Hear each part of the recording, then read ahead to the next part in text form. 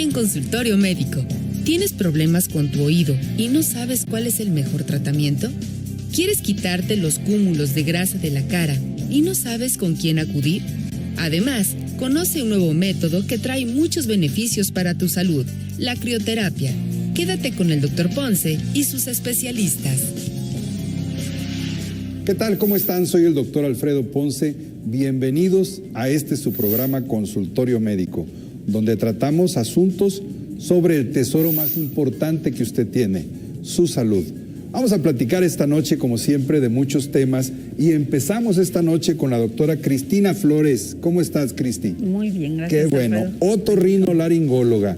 Y vamos a tratar un asunto al que se dedica la doctora específicamente de su especialidad. La primera parte de ese nombre tan rimbombante de otorrinolaringología es la oto, el oído. Y queremos preguntarle, doctora, ¿cómo es que sucede el fenómeno de que oímos? ¿Cómo pasa eso? Es una maravilla.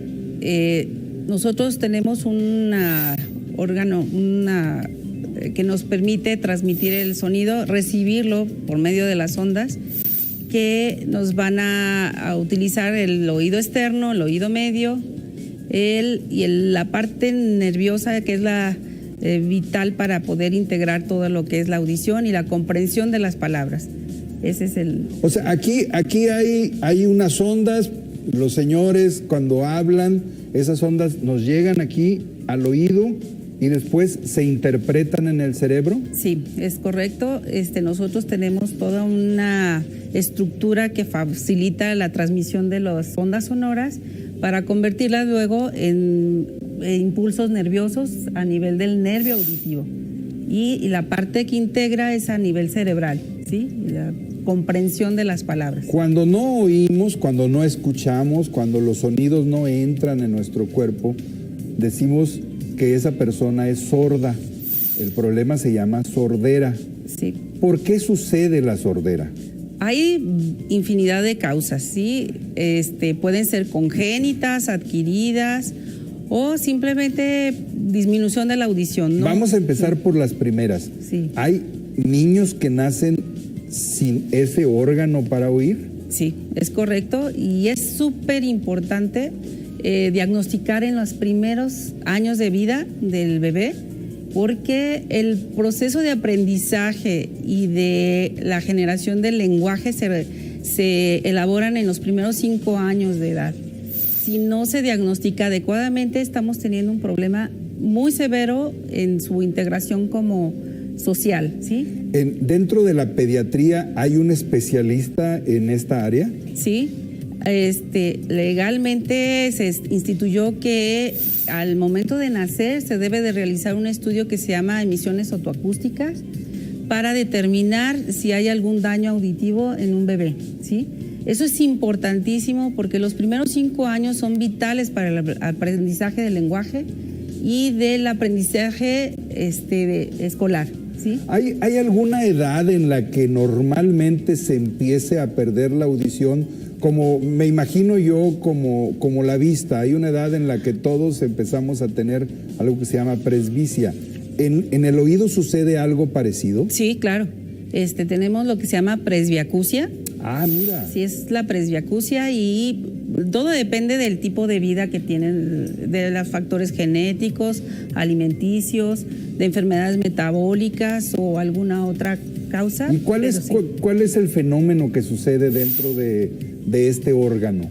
Se nos empiezan a perder células nerviosas que van perdiendo la capacidad de recibir e integrar el sonido para o entender a la hora del diálogo, pues en una conversación a un nivel de volumen de 60 decibeles más o menos. Hay un fenómeno que yo no sé, quiero preguntarlo, no sé si impacte, porque pues en la época de la que yo soy no había mucha tecnología, pero ahora veo que todo mundo trae sus chicharitos en sus orejas.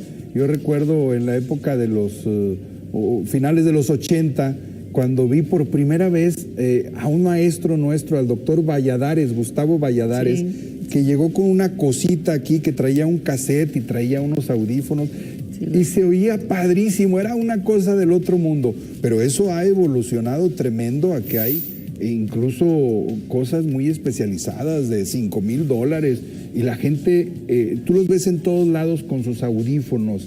¿Eso tiene algún impacto en la audición? Sí, es correcto, así hay un daño. El nivel de volumen que utilizan a veces es muy alto. El oído se puede dañar si estamos recibiendo sonidos de volumen alto, por arriba de 85 o 90 decibeles. Entonces, si los jóvenes utilizan los audífonos con ese volumen, pueden dañar permanentemente la audición, ¿sí? Y no se nota porque se dañan las primeras frecuencias que se dañan, no las utilizamos en la conversación. Por eso, a veces ellos dicen, oigo perfectamente, y el problema es que ellos están perdiendo frecuencias que no las utilizamos en forma regular, pero hay un daño ahí se empieza a hacer cicatrices en el oído, en el nervio auditivo, y poco a poco se va avanzando la sordera. ¿Cuáles son los decibeles normales que nosotros debemos de estar escuchando? Por ejemplo, una charla, una plática, una voz normal, ¿cuántos decibeles? 60 y 70 decibeles, es el rango de audición más o menos. Nuestro oído tiene la capacidad de escuchar entre 0 o menos 0, es un rango de medición pues, hasta 120 decibeles. Y los rangos que nos perjudican es arriba de 85 decibeles, 90, 100, ya estamos hablando de posibilidad de daño permanente en el oído, ¿sí? Hay gente que tiene mucha sensibilidad al oído, y es algo que sucede. ¿Por qué? Son factores genéticos o de alguna sensibilidad extrema de no soportar los sonidos. Sí hay patologías que se manifiestan así. Se me ocurre ahorita una loquera. Entre los animales, ¿cuál es el que tiene más sensibilidad para el oído? Mira, por ejemplo, nosotros tenemos un rango de audición de entre 20 a 20,000 frecuencias que escuchamos, ¿sí? Se evalúan entre 125 a 8,000 Hz. Pero, por ejemplo, los perros tienen mucho más nivel de audición, o sea, lo doble que nosotros, yo creo. Ellos, un sonido que nosotros ni por asomo escuchamos, el perro lo está recibiendo como un impacto fuerte en sus oídos, ¿sí? Interesante. Hay silbatos que, por ejemplo, nosotros ni por asomo los escuchamos y el perro lo está escuchando de forma impresionante, ¿sí? Hay ahora con tanta tecnología seguramente cosas interesantes para recuperar la audición. Yo veo en la televisión muchos anuncios de cosas y le tengo mucho miedo porque a veces algunas como que te prometen el cielo y las estrellas. ¿Qué es lo que debe de hacer alguien que siente que está perdiendo la audición? Por ejemplo, yo mido en mi televisión y cada vez necesito más volumen, o sea, ya voy como en 60 y a veces no oigo bien. ¿Eso es un síntoma de que estoy perdiendo? Sí, lo primero que debe hacer una persona que está notando disminución de la audición es ir con el otorrino. Puede ser con cualquier médico, pero de preferencia otorrino. ¿Por qué? Muchas veces nosotros estamos pensando que traemos un problema severo y lo esencial es que a veces traemos un taponcito de cerilla. ¿Cómo? ¿Un tapón de cerilla te hace que no escuches? Claro, bajas como 20. ¿Y eso es frecuente? Es muy frecuente, muy frecuente. Es de las partes, de los eventos más frecuentes que podemos nosotros encontrar. Producimos una cerilla, como grasita, sí, que se llama cerilla técnicamente, o ¿cómo cerumen. Se llama? Se llama cerumen. Sí. Ok. Y eso se va haciendo un tapón. Claro, se hace un tapón a veces que obstruye completamente el canal y entonces estamos teniendo una disminución de la audición, pues que no es muy importante, pero sí disminuye la audición. ¿Y eso se saca fácilmente? Sí, claro, sí. Por eso, de primera intención, lo que sugiero es acudir con el otorrino. Se descarta lo más frecuente y de ahí se van haciendo una serie de estudios para poder determinar si la pérdida auditiva es de origen mecánico o de origen ya nervioso, pues que se esté dañando el nervio auditivo. Y después de eso vamos al siguiente paso. ¿Qué es lo que vemos que algunas gentes traen aquí en los oídos y que dicen que ya escuchan mejor? Los auxiliares auditivos es para la mejoría en la comunicación, pues sí aumenta el nivel de audición en las personas que lo requieren, ¿sí? ¿Es como una bocinita o qué es? Es un amplificador, A veces nosotros lo que tenemos es que a un nivel de 60 decibeles no estamos escuchando la conversación adecuada. Sí. Entonces podemos tener una pérdida que va a 80 decibeles y lo que hace el auxiliar es aumentar el volumen y con las tecnologías actuales podemos ayudar a que este incremento de volumen no afecte las zonas que están normales, pues. Ahí, como les platicaba, hacemos una valoración en frecuencias de 125 a 8000 Hz y a veces lo que más frecuentemente se afectan son las frecuencias agudas. Las agudas que pueden afectar 4, 6, 8 frecuencias hablando. Y el auxiliar, si nosotros aumentamos el volumen involucrando todas las frecuencias, puede molestar, ¿sí? Entonces, las tecnologías actuales lo que están haciendo es que se elevan en la zona donde se necesita para que no moleste el auxiliar, ¿sí? Anteriormente se subía el volumen a todas las frecuencias y molestaba y era difícil que una persona se adaptara al auxiliar auditivo. Hay una cosa que a veces hablan de me van a poner un implante. ¿A qué se refieren con eso? El implante es una cosa maravillosa. Como les platico, en los niños principalmente, cuando se diagnostica en forma temprana la disminución de la audición y se hace por medio de estos estudios que se llaman las emisiones otoacústicas o las potenciales evocados, se diagnostica la pérdida y cuando hay alguna reserva de audición en el nervio, se coloca un implante directo sobre el nervio auditivo para estimular el oído para que aprenda el lenguaje. Muy bien, sí. Pues estamos a punto de terminar nuestro segmento. ¿Qué nos recomiendas, doctora, para no llegar a ser sordos? Cuidar mucho la exposición al ruido. Somos una sociedad muy ruidosa y eso tiene un riesgo muy alto de favorecer la sordera. La exposición, cuidar que no meterse nada a los oídos, ¿sí? La verdad, el limpiar puede ser muy riesgoso. ¿Cómo se debe limpiar un oído? El oído, la cerilla es protección, la cerilla ahí nos protege, entonces lo que se debe de hacer es lavar la oreja, lavar lo que se ve y secarla con una toalla. O sea, no tenemos que meternos el dedo o un Q-tip, un cotonete, no tenemos que hacer eso. Nada de eso, eso es peligroso. No tenemos que ponernos gotas de algo. Solamente por indicación médica, nada más, ¿sí? Las gotas, A mí me dijeron que aceite de bebé, que te pones unas gotitas de aceite de bebé y la cerilla se disuelve y se te sale. ¿Es cierto? Favorece el que se reblandezca la cerilla, ¿sí? Ok.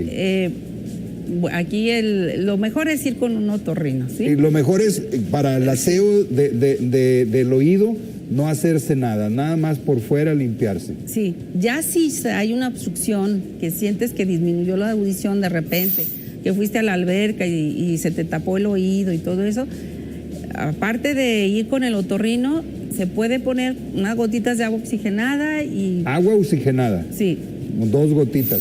Pero es importante la valoración porque muchas veces estamos teniendo alguna patología que solamente bajo visión directa podemos determinar si es... La última cosa, antes de que nos vayamos. Voy a la alberca, me entra agua y siento eso que está taponado, ¿sí? ¿Cómo la saco o cuándo se sale o se sale sola o qué es lo que espero? Generalmente sale sola. Si sientes que no sale, puedes traccionar la oreja hacia atrás y hacia arriba, ¿sí? Y hacer la intención de que salga solita. Si no llega a salir sola, Lo más probable es que existe un tapón de cerilla que atrapó ahí el agua y dificulta mucho Es una lagunita ahí. Sí, es una lagunita que no permite que salga el agua.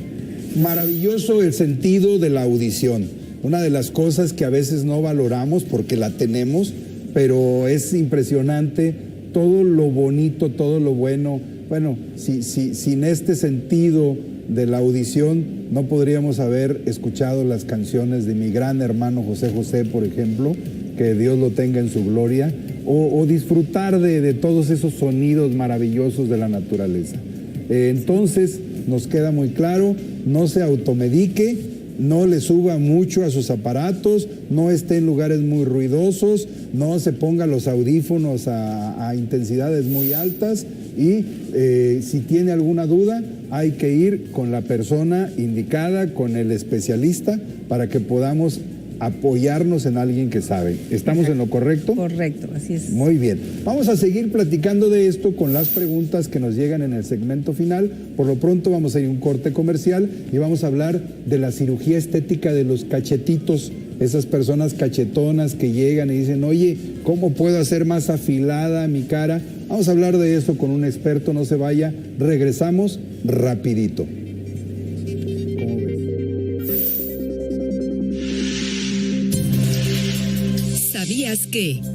¿Sabías que cuando los problemas auditivos no se tratan, pueden empeorar? Si tienes problemas con la audición, puede obtener ayuda. Entre los posibles tratamientos se incluyen el uso de audífonos, implantes cocleares, capacitación especial, algunas medicinas y cirugía.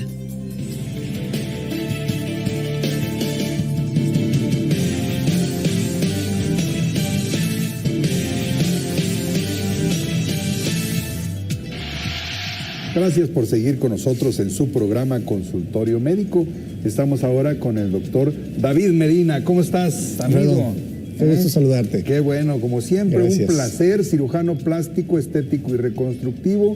Puede usted revisarlo ahí en cirujanosplásticosjalisco.org, donde puede usted checar que los cirujanos plásticos que lo atiendan estén certificados y no vayan a salirle balines, porque luego después ahí se andan quejando de que, oiga, es que no me gustó. Bueno, pues fuiste con alguien que no era lo que decía que era. Vamos a platicar con el doctor Medina sobre un asunto que es, pues, completamente común de mucha gente y más ahora, ¿sí? Llega la paciente a nuestro consultorio, doctor David, y nos dice, doctor, es que estoy muy cachetona. ¿Qué puede hacer por mí? Puede ser cachetona o cachetón, porque es un procedimiento que se puede realizar tanto para hombres como para mujeres. Pues sí, efectivamente la cirugía de cachetes es una cirugía conocida como bichectomía. Es un procedimiento que no mucha gente lo conoce, pero que en los últimos años ha tenido un auge muy importante, ¿no? Entonces, cada día se está haciendo más popular. La bichectomía es la resección o el retiro de unas bolsas de grasa que normalmente todos tenemos en las mejillas, en la parte de las mejillas. Tiene una función de alguna manera de favorecer un poquito el movimiento de los músculos que participan en la masticación, mas no son esenciales. Esto significa que si se retiran no causan ninguna alteración funcional. Entonces, eso es básicamente lo que se hace, el retiro de esas bolsas de grasa. ¿Por dónde le corta para sacar esas bolsas? Bueno, es una incisión que se hace por dentro de la boca, ¿sí? Dentro de la mucosa oral, vamos. Es muy importante conocer la anatomía para no lesionar estructuras nerviosas o de algún conducto, de alguna glándula salival, etcétera, etcétera. Pero es muy importante saberlo. Se hace una incisión muy pequeñita de menos de medio centímetro, ¿sí? Y por ahí bajo anestesia local, generalmente se hace. ¿No hay que hospitalizarse? No, es un procedimiento meramente ambulatorio, ¿sí? Bajo las condiciones de seguridad, incluso se puede hacer en consultorio, pero siempre pues con las condiciones de seguridad y la preparación que debe tener. Se hace con anestesia local, se hace una incisión muy pequeñita de menos de medio centímetro, como te decía, y por ahí se localiza la bolsa y se va extrayendo. Esto ¿requiere de alguna preparación especial? ¿Tiene que hacer algo el paciente antes de la cirugía? Bueno, se sugiere obviamente primero hacer la valoración del paciente, ¿no? Ver que el paciente o la paciente tenga pues las características que consideremos que sea óptimas para poder hacer el procedimiento, que no tenga una enfermedad de base, ¿verdad? Hipertensión, algún descontrol o algo, ¿sí? Y bueno, se solicita o se sugiere pues que el paciente llegue en ayuno por alguna situación, alguna condición, con los dientes lavados, ¿verdad? Se hace un aseo de la zona y básicamente eso es lo que se requiere. Después de eso, ¿cuál es el periodo de recuperación? ¿Qué es lo que tiene que hacer el paciente? ¿En cuánto tiempo está como nuevo? Bien, pues lo que se sugiere es que el paciente, yo siempre le digo, pues te sugiero hacerlo en un fin de semana, por ejemplo, que estés 2 días, sí tienen que estar con dieta líquida, alimentos líquidos. Posteriormente ya la mucosa oral es muy noble y se cierra muy rápidamente. Después pueden ya comer lo que el paciente quiera, ¿sí? Un poquito de analgésicos, antiinflamatorios, ¿verdad? Pero ya la recuperación completa la vamos a tener más o menos a los 10 días, 2 semanas en promedio más o menos, que ya tenemos el resultado adecuado. ¿Se quejan de dolor estos pacientes? Puede haber un poquito de dolor. Es como cuando la paciente va a un retiro de una extracción odontológica, de una pieza dental o algo. Es algo muy parecido, ¿sí? Se hinchan un poquito, también como cuando les quitan una muela, ¿verdad? Pero eso es básicamente. El beneficio, sin lugar a dudas, de esta cirugía es que el perfil de esos pacientes pues es menos redondo, es un perfil más afilado y los pacientes se sienten contentos con este tipo de cirugía.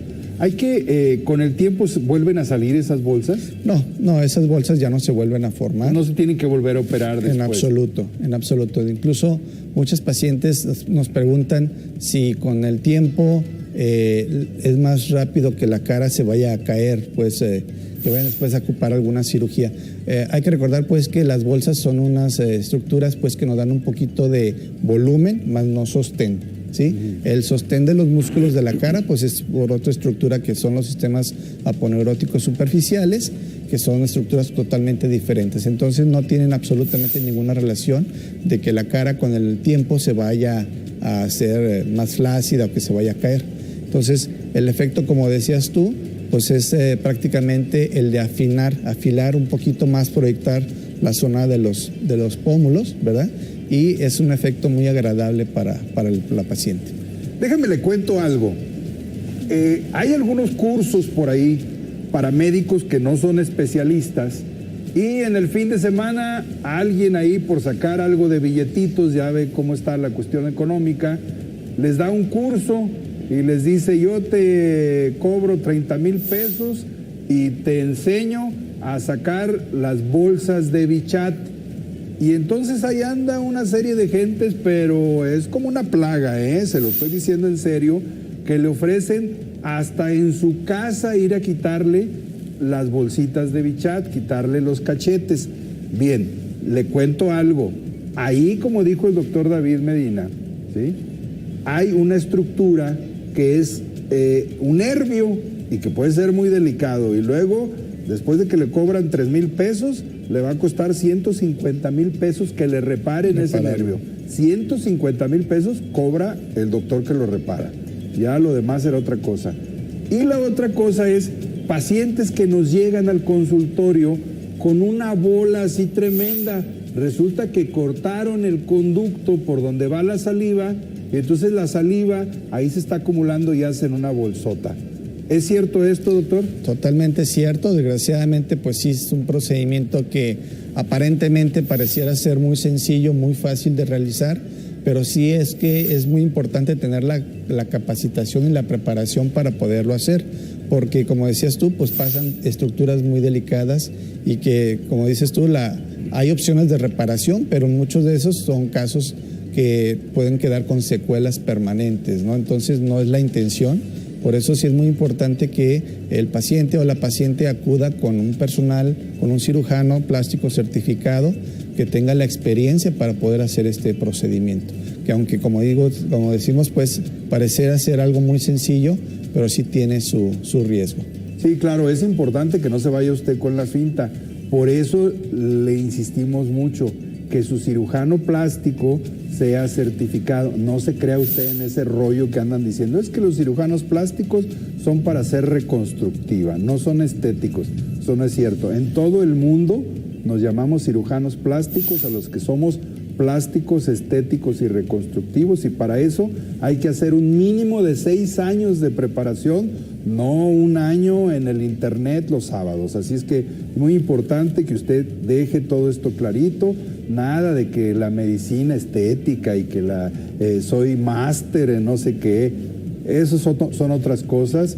Y desgraciadamente sucede, y las autoridades no hacen nada, brillan por su ausencia, allá andan arreglando otros asuntos. Pero bueno, lo importante es que como este programa está patrocinado por el Colegio y Sociedad de Cirujanos Plásticos, queremos darle esta información para que a usted le quede muy claro. Un cirujano plástico es un cirujano muy completo. Por ejemplo, el doctor David Medina, que hace la cirugía estética y aparte se dedica mucho a la cuestión de quemados, lesiones, heridas complicadas en el Hospital Civil y en su consultorio particular.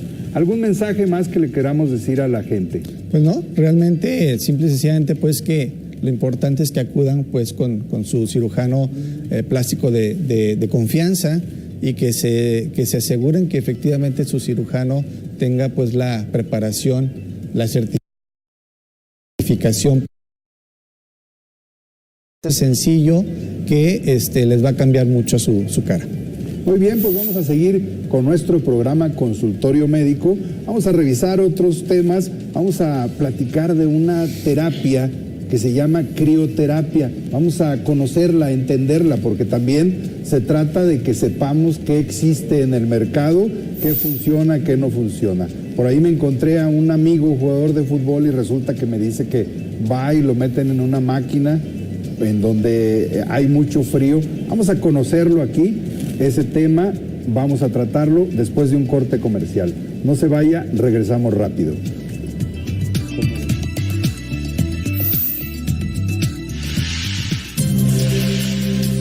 ¿Sabías que las bolas o bolsas de Bichat son cúmulos de grasa que se localizan por debajo de los pómulos y que le dan soporte y estructura a nuestro rostro? Y dependiendo de su tamaño, pueden darnos una apariencia de cara redonda, con ángulos poco definidos o más alargada y estilizada.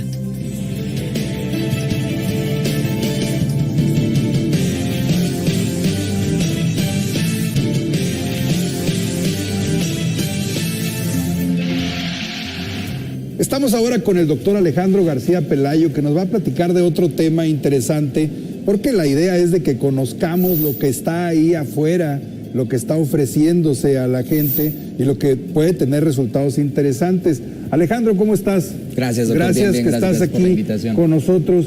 ¿Qué es la crioterapia? Bueno, aquí es bien importante recalcar que esto es crioterapia, sin embargo es crioterapia de cuerpo completo. ¿Qué quiere decir primero crioterapia? Bueno, crioterapia viene de una derivación latina que frío, terapia, método terapéutico, el cual se usa... curar con frío. Exactamente. El principio activo es el frío como un método, una alternativa terapéutica. Ajá. Y aquí el punto es, así como nosotros usamos el hielo, todo este tipo de, una torcedura, un dolor, el cual estamos pasando de forma aguda o crónica, bueno, se coloca el hielo de forma local, pero esto es crioterapia de cuerpo completo. ¿Cómo es eso? O sea, ¿se meten a un refri o cómo está la onda? Algo parecido, pero realmente es una máquina, es bastante innovadora, es mucho, lo mejor que existe ahorita en aplicación de frío, y consiste en ingresar a una máquina de cuello a pies, donde se exponen a una nube de nitrógeno en un ambiente completamente seco. Esa es la clave, el ambiente es completamente seco, y usted creerá que la temperatura de exposición es de menos 180 grados centígrados. 180 grados centígrados, Menos es decir, 100. del cuello para abajo tu cuerpo está a menos 180 grados. Así es. ¡Wow! Aquí el punto es, bueno, todo tiene su control, todo viene muy estudiado, muy cuidando todos los puntos delicados, y previo interrogatorio del médico, ahí hay que revisar el historial médico, se toma la presión como protocolo, siempre, porque si alguien va con una presión alta, pues no puede entrar, tiene que estar todo bien estructurado, y se ingresa a esta máquina solo usando guantes, calcetines y unos zapatos de caucho.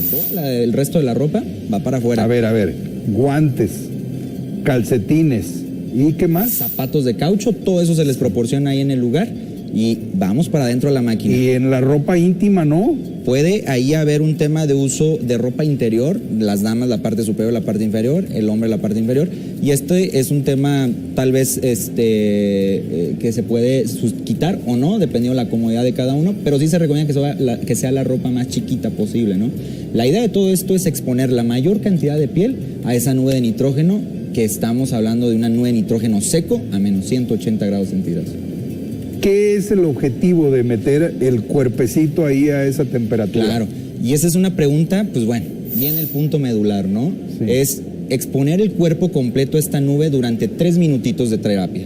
3 minutos, ¿por qué? Porque es el tiempo estudiado en el cual se ha comprobado que es suficiente para lograr el beneficio terapéutico, es decir, buscar ese beneficio que nos va a ayudar y que no corre riesgo la persona que está ahí dentro de tal vez caer en hipotermia o algún tipo de lesión en la piel por frío extremo, ¿no? ¿Para qué se usa?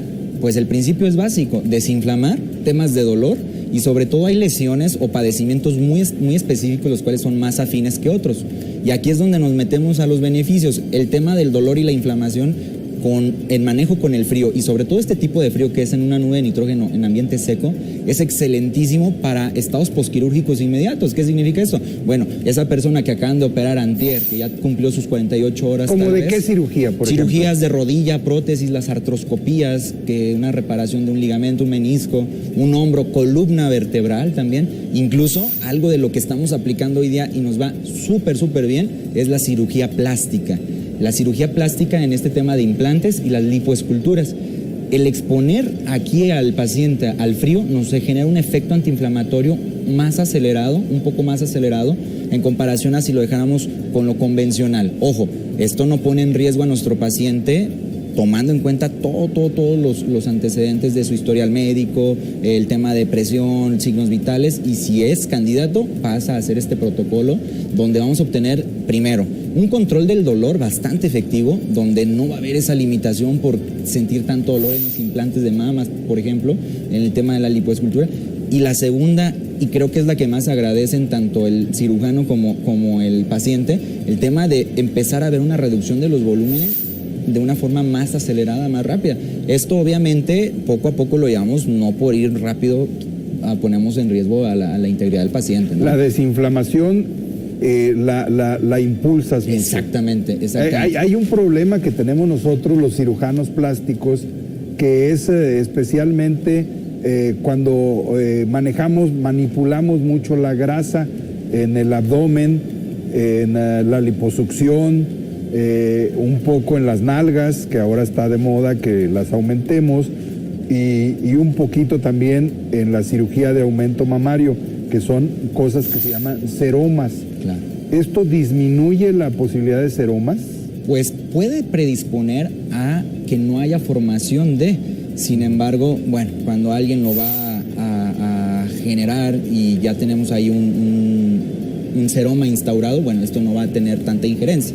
Cuando ya está el seroma ya no. Está instaurado, exactamente. Okay. Pero sí el tema de poderlo aplicar desde el posquirúrgico inmediato y a partir de ahí empezar a trabajar con crioterapia de cuerpo completo, sí nos da una alternativa de hacer un proceso de antiinflamatorio mucho más acelerado en comparación a llevarlo de forma más conservadora. Fíjese que a mí me llama mucho la atención esta circunstancia, porque yo he estado también muy involucrado con el deporte y me encontré por ahí a un jugador de fútbol profesional que me dice que se está metiendo a esta cámara para que se le desinflame su cuerpo después de los partidos que son muy intensos. Recuerdo yo en el área del boxeo, a lo mejor ustedes lo vieron en alguna película, pero por ejemplo mi paciente Rey Vargas, campeón del mundo, que le arreglamos una mano, ¿sí? La recomendación es, después de entrenar todos los días, una cubeta con hielo y meter la mano ahí, porque si no la mano se les queda muy inflamada. ¿Esto podría sustituir ese tipo de terapias antiguas? Sí, claro. Vaya, yo siempre les menciono cuando me hacen esta pregunta porque me dicen, oye, pero esto viene a dejar a un lado el hielo o la aplicación de las tinas de agua, las inmersiones en tinas de agua con hielo. Bueno, es una alternativa más nueva, más novedosa, más rápida, más práctica y menos dolorosa o agresiva. No sé, a lo mejor nos está viendo algún deportista y el hecho de hacer inmersiones en agua fría es muy incómodo, muy incómodo. No. El ser un medio líquido escalda la piel, sientes que quema, pero con ganas. Y sobre todo aquí hay un tema a la hora de hacer una verdadera recuperación a través de las inmersiones de agua fría. Ojo, tiempo de exposición, el cual no es de 1 minutito o 2, hay que meternos en un tiempo indicado y sobre todo, y ahí es donde muchos fallan, el tema de la temperatura del agua a la que están inmersos.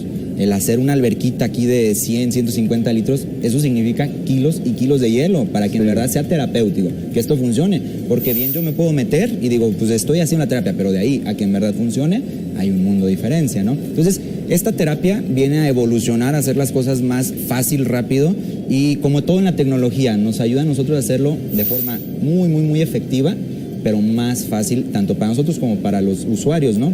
Y en el deporte yo creo que es el boom esta terapia porque después, efectivamente, como lo menciona usted, doctor, viene un tema de recuperación física, sobre todo hacer una recuperación muscular, donde después de 3, 4, 5 horas de actividad física intensa, el músculo queda tenso, contracturado, y aparte empieza a haber un cúmulo de unas sustancias de desecho a través del músculo, es el famoso ácido láctico y la enzima CPK, creatinina fosfoquinasa, que estas si se van acumulando y está tenso el músculo, en un cambio de ritmo, en un cambio de longitud de ese músculo, se estira la fibra muscular, revienta y eso significa una distensión. Una lesión. Y en el peor de los casos un desgarro de primer, segundo, tercer grado, ¿no? Sí, de hecho hay por ejemplo, equipos deportivos, equipos de fútbol, en donde hay muy frecuentemente jugadores lesionados y es porque no tienen una buena técnica de recuperación, porque todos los deportistas requieren entrenamiento y recuperación, y esto es un fenómeno importante. ¿Desde cuándo se usa esto? ¿Cuándo empezó? ¿Quién lo inventó? ¿De dónde viene esta tecnología? Claro, esto es bien interesante porque esto surge en los años 70 en Japón con un doctor que se llama Toshima Yamaguchi, que lo empieza a implementar en sus pacientes con enfermedades reumatológicas. Esto, si le pusiéramos un nombre y apellido, se inventa para los pacientes con artritis reumatoide, en el afán del doctor Yamaguchi tener un mejor control en los síntomas asociados a la artritis reumatoide, dolor e inflamación, el común denominador, ¿no? Entonces, de ahí va evolucionando este sistema de aplicación y Polonia, en el año 89, le da un giro a hacerlo de forma individual usando el gas nitrógeno.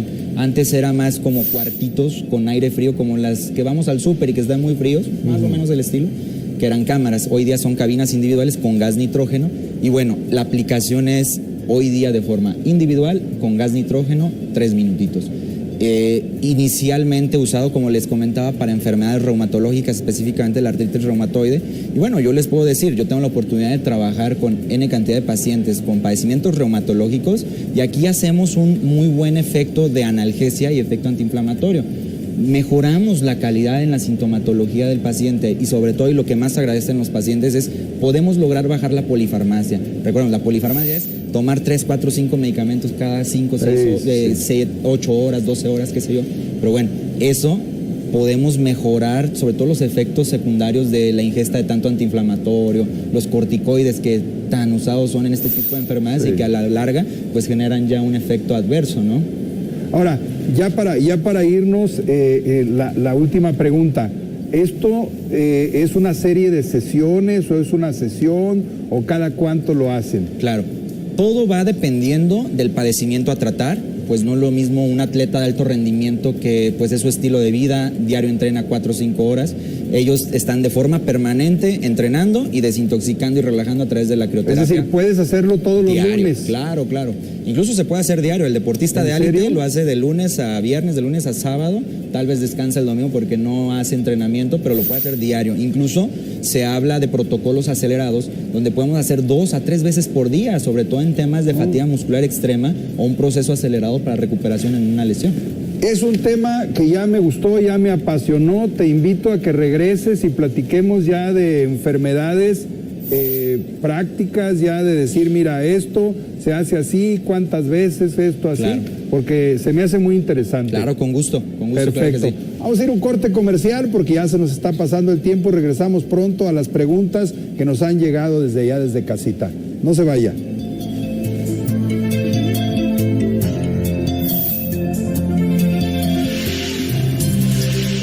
¿Sabías que la crioterapia se ha demostrado la eficacia en el tratamiento de celulitis, flacidez y acumulación de grasa?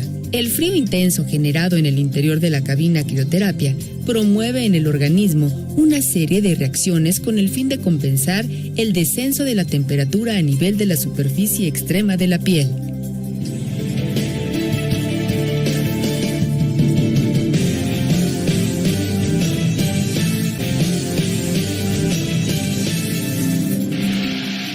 Ya estamos aquí de regreso en su segmento final de el programa Consultorio Médico, donde recibimos preguntas del público y vamos a hacerlas a nuestros expertos. La primera acerca de la audición dice, doctora, ¿la diabetes es un factor para poder perder la audición? Sí, claro.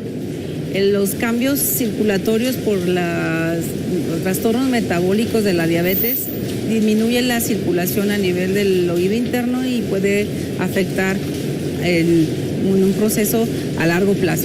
¿Sí? Hay una cosa que usted tiene que tener bien clarita.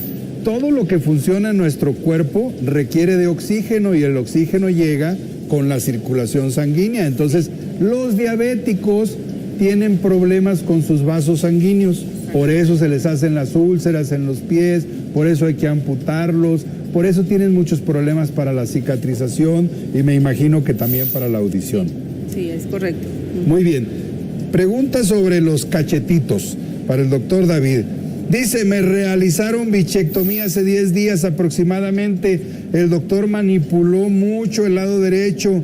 Han pasado los días, la inflamación ha bajado, pero mi boca quedó chueca. ¿Qué pasó, doctor? ¿Qué hago?